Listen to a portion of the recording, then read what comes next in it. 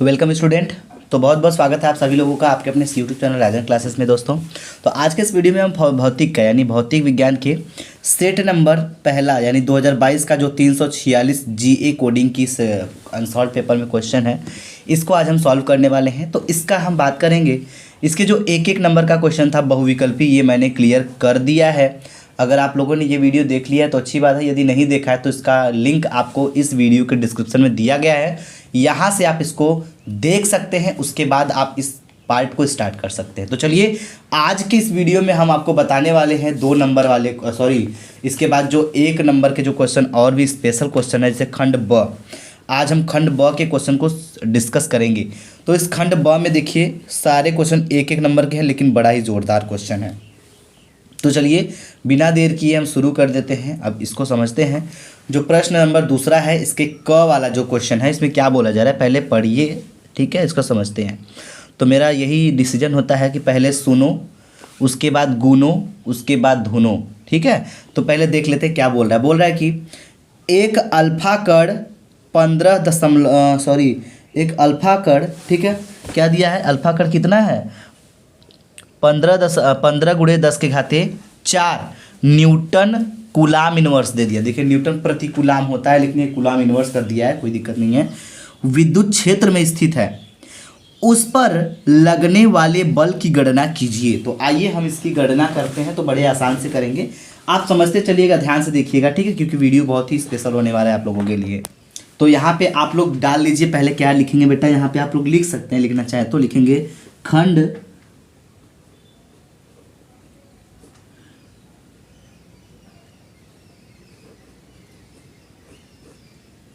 ठीक है बेटा, खंड ब। तो खंड ब में हमें करना क्या है, ये चीज़ तो ध्यान आपको पता ही होगा, और नहीं पता है तो कोई दिक्कत नहीं, घबराने की कोई बात नहीं है। सबसे पहले क्वेश्चन में हमको यही देखना पड़ेगा कि हमको क्या दिया गया है। हमको दिया है एक अल्फा कण 15 गुणे 10 के घाते 4 न्यूटन प्रति कूलाम। ये क्या दिया है आपका, इसमें आपका विद्युत क्षेत्र दिया गया है, ठीक है। विद्युत क्षेत्र जो ई का मान है, इसका सॉल्यूशन करते हैं हम लोग। तो यहाँ पे लिखेंगे प्रश्न दूसरे का, ठीक है, यहाँ लिख दीजिए प्रश्न दूसरे का कौन सा वाला है भाई, क वाला ना। चलिए यही है, आप इसको हल कर लेते हैं। तो यहाँ पे सॉल्यूशन जब करेंगे तो यहाँ पे सबसे पहले हम देखेंगे कि हमको ई का मान दिया गया है। विद्युत क्षेत्र ई का मान हमको दिया है 15 गुणे 10 के घाते 4, ठीक है, क्या दिया है, न्यूटन प्रति कूलाम, ये हमको दिया गया है। उसके बाद यहाँ बोला गया अल्फा कण पर आवेश। तो अल्फा कण, ध्यान दीजिएगा, अल्फा कण पर आवेश।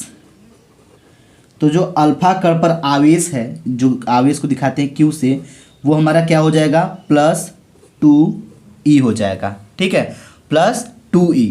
तो अब यहाँ पे क्या करेंगे हम, यहाँ पे हम इसको चेंज कर लेते हैं, 2 हो जाएगा 2 × e। एक इलेक्ट्रॉन का आवेश कितना होता है बेटा, 1.6 गुणे 10 के घाते -19 कूलाम, ये होता है। इसको लिख लिया मैंने। उसके बाद आपको करना क्या है, इसमें हमको ज्ञात क्या करना है बेटा, इसमें बोला गया है कि उस पर लगने वाले बल की गणना कीजिए, यानी कि हमको यहाँ पे F का मान हमें क्या करना है, ज्ञात करना है। तो यहाँ पे आपका फार्मूला जो होता है हम जानते हैं, यहाँ पे आप लिख सकते हैं कि हम जानते हैं, आप नहीं जानते हैं कोई बात नहीं, जान जाइए। हम जानते हैं कि फार्मूला क्या होता है, फार्मूला होता है E बराबर F/Q। ये वाला फार्मूला आप लोग जानते हैं या नहीं जानते हैं, जानते हैं तो ठीक है, नहीं जानते हैं तो जान जाइए। E बराबर F/Q होता है। तो अगर हम यहाँ से F का मान निकालें तो F बराबर हो जाएगा E × Q, ये हो जाएगा। तो अब हम इसमें से वैल्यू रखेंगे E और Q का। तो यहाँ पे हो जाएगा F बराबर E, ठीक है। E का मान क्या हो जाएगा बेटा, E × Q है, तो E का मान क्या हो जाएगा यहाँ पे, F बराबर E का मान क्या हो जाएगा बेटा, E का मान जो है आपका, ये देखिए दिया गया है 15 गुणे 10 के घाते 4।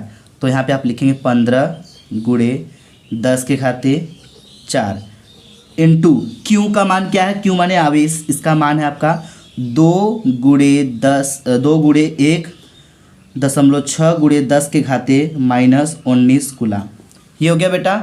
इसके बाद इसको सॉल्व कर लीजिए तो F बराबर हो जाएगा आपका, जो निकल के आएगा 15 दूना 30, 30 16 तिया 48, यानी कि आपका फाइनली आंसर जो आ जाएगा आएगा 48 गुणे 10 के घाते -15।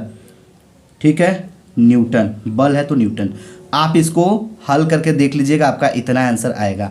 यदि आप इस क्वेश्चन को कर लेते हैं बेटा तो आपको इसका पूरा नंबर दिया जाएगा। ठीक है, चलिए इसी के साथ हम बढ़ते हैं नेक्स्ट क्वेश्चन पे। तो क्वेश्चन नंबर दूसरा क्या है, आइए उसको समझते हैं हम लोग। ठीक है, तो ये देखिए जो क्वेश्चन नंबर दूसरा है ख वाला, इसमें क्या बोला जा रहा है, बोला जा रहा है विद्युत फ्लक्स का क्या आशय है।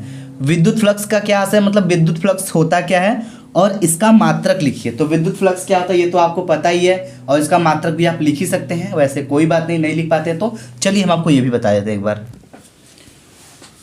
तो यहाँ पे आप प्रश्न नंबर दूसरे का ख देखेंगे तो इसमें विद्युत फ्लक्स पूछा जा रहा था। ठीक है, तो जो विद्युत फ्लक्स है वो होता क्या है पहले ये जान लीजिए।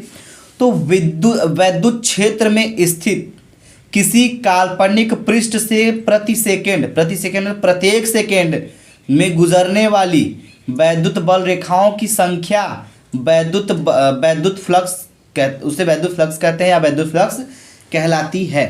इसे हम फाई ई से दिखाते हैं, दिखाने का मतलब प्रदर्शित करते हैं या फिर दर्शाते हैं। इसका मात्रक जो होता है क्या होता है, इसका मात्रक जो होता है न्यूटन मीटर स्क्वायर प्रति कूलाम होता है। मात्रक भी आप नोट कर लीजिए, ये यदि आप कर लेते हैं तो इसका जो पूरा नंबर है ये आपको मिल जाएगा। ठीक है, तो चलिए अनसॉल्व्ड का ये रहा आपका 2 क्वेश्चन क्लियर हो चुका है।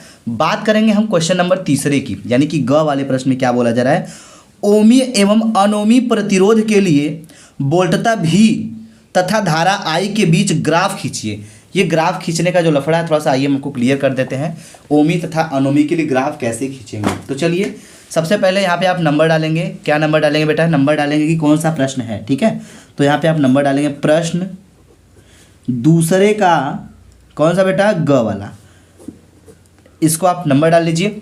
उसके बाद हमें क्या करना है, ग्राफ खींचना है। तो चलिए ग्राफ पहले हम इधर दिखा देते हैं। जो ग्राफ होता है ना वो कुछ इस तरह से होता है। ये विभव हो गया, ये आपका ग्राफ थोड़ा टेढ़ा खींच रहे हैं, आप स्केल से खींचेंगे। ये आपका धारा, ठीक है, ये आपका विभव है और ये आपका धारा आई है।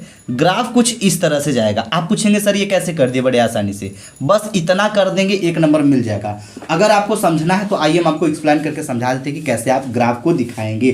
ठीक है, तो सबसे पहले आप ओम के नियम को ध्यान दीजिएगा। ओम का नियम पढ़े हुए हैं, तो ओम्स लॉ जो होता है, ठीक है बेटा, जो ओम्स लॉ होता है ना, ओम का नियम जो होता है वो होता है भी प्रोपोर्शनल, क्या होता है, भी समानुपाती होता है आई के।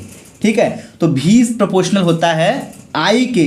तो हम एक गणिती यहाँ पे गणिती लगाएंगे, एक y बराबर लिखेंगे, y बराबर एम एक्स प्लस सी। ये जो होता है y बराबर एम एक्स प्लस सी, ये आपका मैंने माना समीकरण नंबर 1। उसके बाद हम जानते हैं कि हम क्या जानते हैं बेटा, हम जानते हैं भी बराबर क्या होता है, I इंटू आर होता है। इसको मानेंगे समीकरण नंबर 2। और हम यहाँ पे दोनों समीकरणों में तुलना करेंगे तो हमको मिलेगा y बराबर भी एंड, ठीक है, y बराबर भी मिल गया। और m बराबर क्या मिल जाएगा, यहाँ पे m बराबर आपका r मिल जाएगा। ठीक है, और x बराबर आपका क्या मिल जाएगा, i मिल जाएगा। और c बराबर आपका 0 मिल जाएगा। ठीक, तो यहाँ पे मैंने दिखा दिया है। इसके बाद ये जो ग्राफ है ये आपका ओरिजिन से होकर जाएगा, इसलिए इसको हम बस इतना करके छोड़ देंगे और हमको यहाँ से 1 नंबर इसका पूरा मिल जाएगा। आइए इसी के बाद हम बढ़ते हैं क्वेश्चन नंबर नेक्स्ट। अगला क्वेश्चन क्या कह रहा है बेटा, आइए समझिए। तो यहाँ बोला जा रहा है प्रश्न संख्या घ में क्या बोल रहा है, दे ब्रॉगली तरंगदैर्घ्य को गतिज ऊर्जा के पदों में व्यक्त कीजिए। गतिज ऊर्जा के पदों में व्यक्त करने के लिए आइए एकदम स्टेप बाय स्टेप समझिएगा। ये सब सवाल अभी आप लोग पढ़े नहीं है, नहीं जानते होंगे, हमको पता है। अगर जो नहीं जानते हैं समझने के लिए ध्यान से समझेंगे, क्योंकि समय इतना नहीं कि आप समझ पाएँ। ठीक है, आइए हम इस क्वेश्चन को समझते हैं। दे ब्रॉगली तरंगदैर्घ्य को गतिज ऊर्जा के पदों में कैसे व्यक्त करेंगे, आइए करके दिखाते हैं। तो चलिए यहाँ हल करते हैं। प्रश्न नंबर दूसरे का घ। तो यहाँ पे सबसे पहले आपको क्या करना है बेटा, यहाँ पे दे ब्रॉगली तरंगदैर्घ्य को हमको क्या करना है, व्यक्त करना है गतिज ऊर्जा के पदों में। तो चलिए कर लेते हैं। तो करने से पहले आपको यहाँ पे एक चीज़ ध्यान देना होगा, आप नहीं जानते लेकिन हम जानते हैं। ठीक है, यहाँ लिखेंगे हम जानते हैं हम जानते हैं कि फॉर्मूला जो होता है लेमडा, तरंग दैर्घ्य की बात करें तो लेमडा बराबर होता है एच अपॉन पी। ठीक है, आप लिखना चाहे तो लिख सकते हैं। एच आपका होता है प्लांक नियतांक, इसको हम प्लांक नियतांक कहते हैं बेटा। आप लिख लीजिए, आपको लिखा समझाने के लिए बता रहे हैं इसको, ठीक है, लिख रहे हैं, नहीं तो नहीं लिखते हम। प्लांक नियतांक। और ये आपका भी जो होता है ये होता है संवेग। क्या होता है? संवेग। ठीक, एच आपका प्लांक नियतांक होता है, पी आपका संवेग होता है, हम जानते हैं इतना। ठीक है, इसके बाद आप एक चीज़ ध्यान से समझिएगा, हम ये भी जानते हैं बेटा कि E बराबर जो होता है, E बराबर half m v square max, ये भी जानते हैं। ठीक है, half m v square max ये जानते हैं। तो अगर हम इसको ये लिख सकते हैं तो इसको हम ये भी इसको लिख सकते हैं 2E is equal to m v square. लिख सकते हैं कि नहीं लिख सकते हैं? 2 का इसमें इंटू कर देंगे तो 2E बराबर एम वी स्क्वायर हो जाएगा कि नहीं हो जाएगा? हो जाएगा। अगर हम इसको इतना लिख सकते हैं, दोनों तरफ अगर हम यम का गुणा कर दे बेटा तो 2ME लिख, इसको हम ये भी लिख सकते हैं 2ME m square into v square. लिख सकते हैं कि नहीं लिख सकते हैं? अगर हम दोनों तरफ यम से गुणा कर दे, यम का गुणा इधर भी कर दे, यम का गुणा इधर भी कर दे तो 2ME बराबर m square into v square हो जाएगा। हो जाएगा ना। इतना करने के बाद एक बात और ध्यान दीजिएगा मेरा, 2ME बराबर एम स्क्वायर वी स्क्वायर, तो इसको इतना अगर कर सकते हैं तो हम इसको ये भी कर सकते हैं 2ME is equal to m v का होल स्क्वायर। कर सकते हैं? बिल्कुल कर सकते हैं बेटा। जब इतना कर सकते हैं तो हमारा फार्मूला होता है P बराबर एम वी, P बराबर एम वी हमारा फार्मूला होता है संवेग के लिए बात करें तो। P बराबर अगर एम वी होता है तो एम वी की जगह हम P रख सकते हैं कि नहीं रख सकते? तो ये हो जाएगा 2ME इज इक्वल टू, यहाँ पे एम वी की जगह P रख सकते हैं तो हो जाएगा P स्क्वायर। हो जाएगा कि नहीं हो जाएगा? हो जाएगा ना। समझिएगा बात को। 2ME इज इक्वल टू, ये एम वी बराबर P होता है, P संवेग जो जानते होंगे, संवेग P बराबर एम वी, तो एम वी की जगह P रख दिए तो हो जाएगा P स्क्वायर। अब इसके बाद अगर हम P बराबर लिखे तो P बराबर क्या हो जाएगा? वर्ग है तो वर्ग हटेगा तो ये अंडर रूट में क्या हो जाएगा? ये अंडर रूट में हो जाएगा 2ME, ये हो जाएगा। P बराबर इतना आ गया। ठीक है, यहीं पे थोड़ा सा ध्यान दीजिएगा आप। ठीक है, संवेग हमारा P बराबर एम वी होता है, जान लीजिएगा। ठीक है, इसके बाद थोड़ा सा यहाँ पे आते हैं, इसको साइड में रखिएगा। तो जो हमारा यहाँ पे लेमडा बराबर एच अपॉन पी है, ठीक है, तो यहाँ पर इस पी की जगह पर हम इसका मान रखें तो लेमडा बराबर हो जाएगा, एच है आपका, एच हो गया, पी की जगह पे हम ये वाला मान रख सकते हैं, क्या? Under root 2ME। ठीक है, सॉरी ये वाला ई नहीं बल्कि ये वाला ई रखिए भाई, जो ई है वही रखिए। ठीक है, लेमडा बराबर एच अपॉन 2ME। अब एक चीज़ ध्यान दीजिएगा, एच आपका प्लांक नियतांक है, यम आपका द्रव्यमान नियतांक है, जो कि ये भी, तो एच और यम दोनों नियतांक है बाबू। जब ये दोनों नियतांक है तो लेमडा क्या हो जाएगा? लेमडा प्रोपोर्शनल हो जाएगा, समानुपाती हो जाएगा। किसके? ये समानुपाती हो जाएगा 1 अपॉन अंडर रूट, क्या हो जाएगा? ई है तो ये हो जाएगा 2E। ठीक,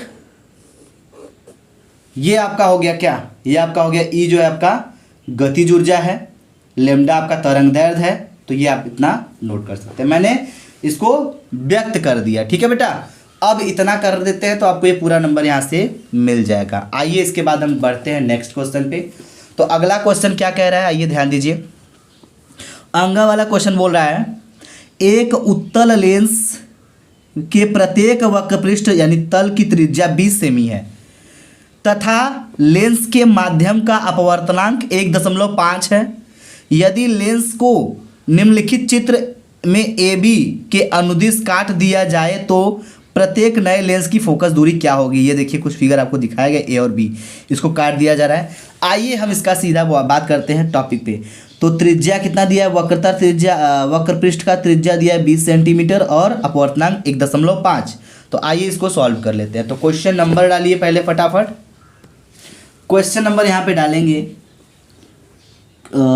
दूसरे का, ठीक है, प्रश्न दूसरे का कौन सा?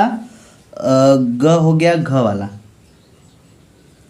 सॉरी घ तो हो चुका है जी, अंग वाला ना, डाल लीजिए। अब इतना क्वेश्चन नंबर डालने के बाद आप इसको हल करेंगे। तो हल करने के लिए हमने आपको सबसे सिंपल तरीका बताया है, जो वैल्यू मैंने दिया है उसको नोट करिएगा, ठीक है। इसमें आपका जो वैल्यू दिया गया है, अपवर्तनांक की बात करें हम, ठीक है, अपवर्तनांक जो आपका दिया है म्यू बराबर क्या है, वो दिया है 1.5, ठीक। और उसके बाद वक्रता त्रिज्या की बात कर ले हम थोड़ा सा, तो वो दिया गया है क्या, आर का मान दिया गया है 20 सेमी, ये दिया गया है। फार्मूला यहाँ पे कौन सा लगेगा, बस यही ध्यान दीजिएगा, ठीक है। फार्मूला यहाँ पे लगेगा आपका 1/f, ठीक है, म्यू माइनस 1 बराबर 1/r1 माइनस 1/r2, ठीक है जी। ये हो गया, ये माध्यम बात है। तो 1/f, ठीक है, 1/f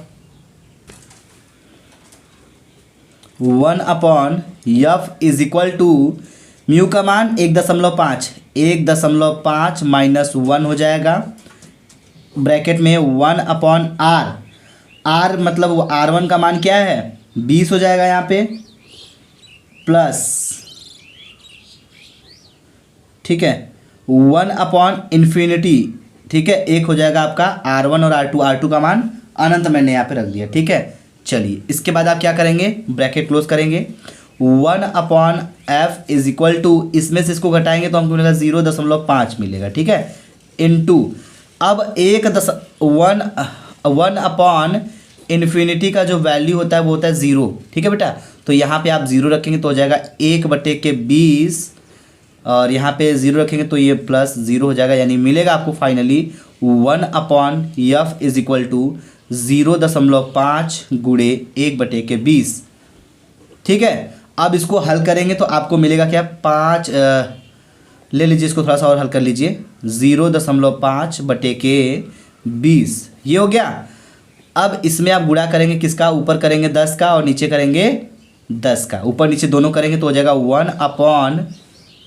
1/f is equal to, ये 5 हो गया, बट्टे 2 में 20 है तो 20 में 200 हो गया 200। चलिए अब इसको काट दीजिए, 5 के 5, 5 चौक का 20, 40 आ गया, तो ये आ गया आपका 1/f इज इक्वल टू 1/40। तो f बराबर क्या हो जाएगा बेटा, f बराबर आपका हो जाएगा 40, ठीक। फोकस दूरी आपका निकल कर आ गया, तो ये सवाल आपका इस तरह से कुछ हल हो जाएगा, ठीक है। चलिए इसको नोट कर लीजिए फटाफट। इसके बाद हम अगले क्वेश्चन को टच करते हैं। तो अगला क्वेश्चन क्या कह रहा है ये ध्यान दीजिएगा। अगला क्वेश्चन आपसे कह रहा है बेटा,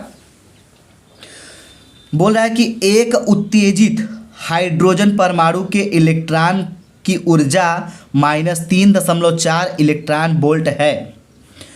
इलेक्ट्रॉन का कोणीय संवेग ज्ञात कीजिए, हमको कोणीय संवेग ज्ञात करना है। दिया गया है 9वीं कक्षा में इलेक्ट्रॉन की ऊर्जा दिया है बराबर -13.6/n² इलेक्ट्रॉन वोल्ट। आइए हम इसको भी हल करके आपको दिखा देते हैं कैसे सॉल्व किया जाएगा, ठीक है जी। आइए ध्यान दीजिएगा। तो पहले क्वेश्चन आप नोट कर लिया करिए फटाफट। प्रश्न दूसरे का च वाला कैसे होगा आइए समझिए। तो सबसे पहले यहाँ पे ध्यान दीजिएगा, जो हमारा यच का वैल्यू होता है ना, प्लांक नेता का जो मान है यहाँ पे लिखेंगे यच 6.6 गुणे 10 के घाते -34, ठीक है। ये आप अपना रखे रहिए, इसकी ज़रूरत पड़ेगी तो हम आपको बताएंगे कहाँ पे कैसे पड़ेगी, ठीक है जी। तो इसको रख लीजिए फटाफट। अब ध्यान दीजिएगा, यहाँ पे हम पहले लिखेंगे 9वीं कक्षा में इलेक्ट्रॉन ऊर्जा कितना दिया गया है। 9वीं कक्षा, ठीक है, 9वीं कक्षा में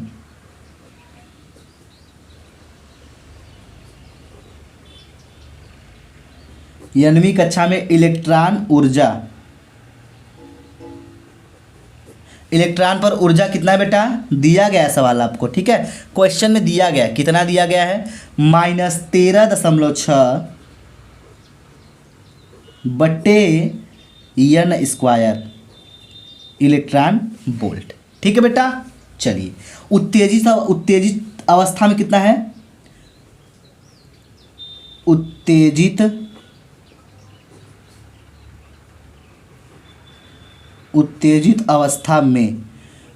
अवस्था में आपका दिया गया बेटा कितना है, वो उत्तेजित अवस्था में जो मान दिया गया है वो है आपका -3.4 इलेक्ट्रॉन वोल्ट। ठीक है बेटा, इतना करने के बाद आपको क्या करना होगा, इसमें करना कुछ नहीं है, बस हम इसको उसके बराबर दिखाएंगे तो हो जाएगा -13.6/n²।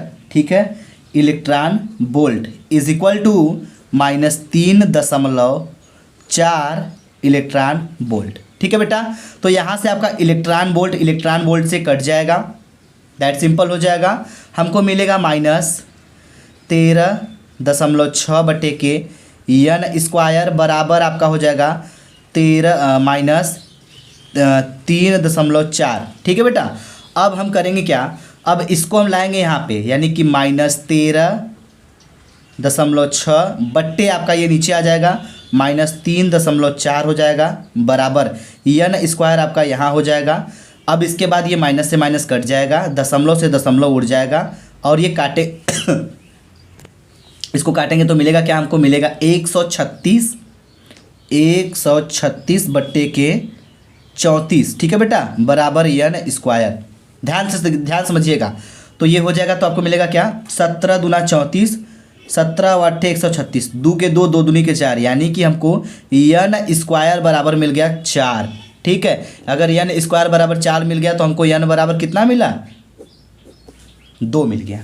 ठीक है, अब n बराबर 2 मिलने के बाद अब करेंगे क्या, थोड़ा सा ध्यान दीजिएगा, इसके बाद यहाँ पे थोड़ा सा लाइनिंग करेंगे, हम इसी पे हल करने जा रहे हैं, समझिएगा ध्यान से। ठीक है जी, कोई डाउट होगा तो आप हमसे पूछ सकते हैं, क्योंकि सवाल बगल में सामने रहेगा तो आपको बड़ी आसानी होगी।